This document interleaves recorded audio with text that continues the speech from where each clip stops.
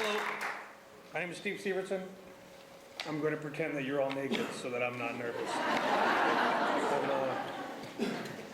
I was released from prison, Monroe Prison, December 24th, 2009, from a multiple case, delivery of meth, possession of stolen cars, a couple of them, possessions of meth, rioting, and first degree escape. I'm that Geiger guy that kicked the van window out and bailed myself out of jail. I subsequently got 90 months in prison for that. I have 17 felonies, over 20 misdemeanors. I don't really even consider those a problem. I have 20 plus years of active meth addiction. I was your consummate nighttime, alley, prowling meth head, wannabe drug dealer, welfare mom, take advantage of her. I just couldn't break the cycle. I was your typical 2 years in prison, kind of like a rabid dog on a leash, real quiet, but as soon as you let it go, I'm out and running.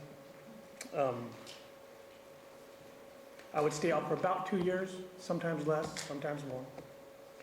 I've been to every maximum security prison in Alaska. I've been to a few of the closed custody prisons here in Washington.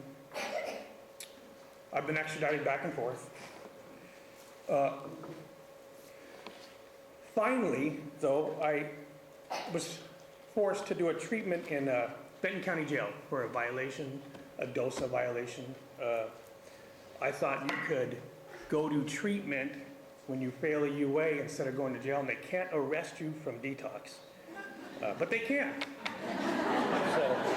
So they did. And I did complete the verb against my will. And that guy, I feel vulnerable. That guy kind of made me realize who I was hurting. So let me just collect for a second.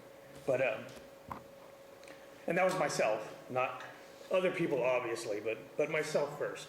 And then I just moved that pain to others. But today I have 7 years clean.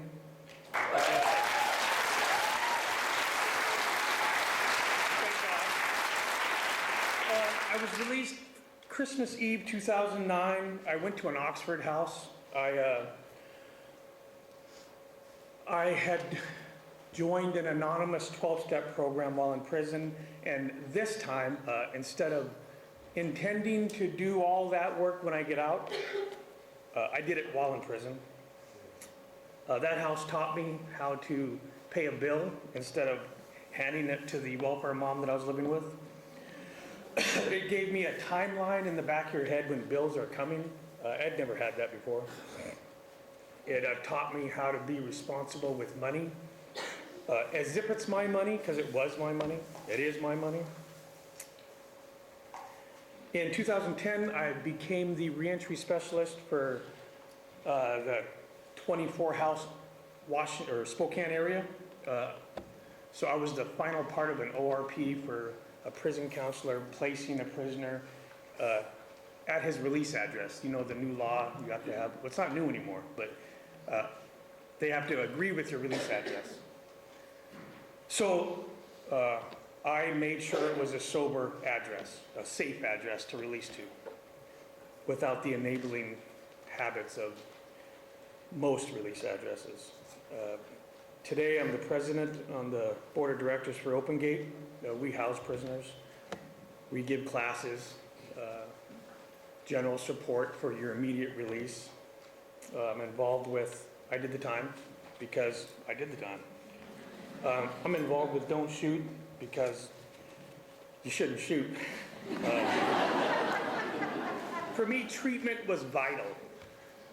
Treatment, even at times that I necessarily didn't agree with the need for it, allowed me to have a tool that later, when I committed myself to change, gave me somewhere to apply the work to. And I still had a lot of work to do. But having had treatment in that situation, and I mean Mr. Armando in Verp down in Benton County, that was vital to breaking the cycle. And I believe that if we were to put some funds toward treatment today, we could help people not stay in jail or go back to jail, but get out and start their lives over. Thank you.